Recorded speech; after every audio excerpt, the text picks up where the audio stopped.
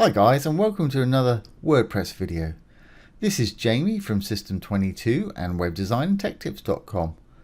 Well, this is a follow-up from our last video. We're going to be using the absolutely free plugin called WPvivid for backing up our site.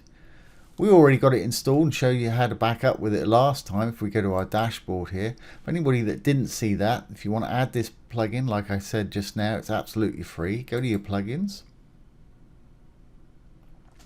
Hit add new at the top. As you can see, I've already got mine installed here, and in the search box simply type WPvivid,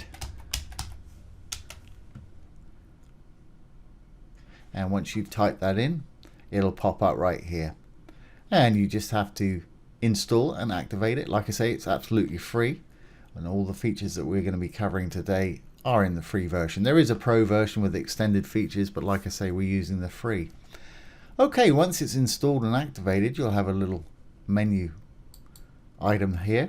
If you click on it, it'll take you to the main dashboard. As you can see, we've already got a backup down here. If you've not got one, you've not done one, when you first do your backup, it'll put it down here for you, and you can download it and keep a copy off site, which is always a great idea. You can choose to back up the whole database, WordPress files just on their own, just the database. At the moment, mine's set to back up to local. You've got some great options to back up to cloud storage here. We'll be covering those in a different video. Now today we want to actually schedule a backup, and it could not be easier. At the tabs at the top, go over to schedule, check the little box, enable backup schedule. And there's more extended features in the pro version, but you can make a schedule with the free version. Now you can choose whether to do it every 12 hours, daily, weekly, fortnightly, or monthly. Let's go fortnightly. For those not familiar with that word, that means 2 weeks. I use that a lot, and some people have asked me what it means. So that's fine. Database, I want the database or the database and the files. Everything basically. So if there's a problem, I can reinstall the whole thing, and also I can migrate with this file too. Now I'm going to have mine saved to localhost. There's the option again below to save to cloud, but we've not got that set up at the moment. So once you've got that done, just need to save your changes.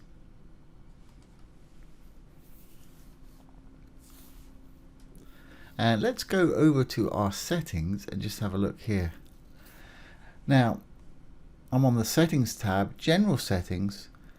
Here's the amount of backups that will be retained. In other words, once it's backed up 3 times, it'll delete the 4th one or the earlier one. You can change this if you want to. Just saves a bit of size, a bit of file space on your server. Select these options, choose what you'd like to do with them. You can name a folder where your backups go if you want to. I just leave mine as the current. Here's the actual path to it, which is in WordPress content, WPvivid backups.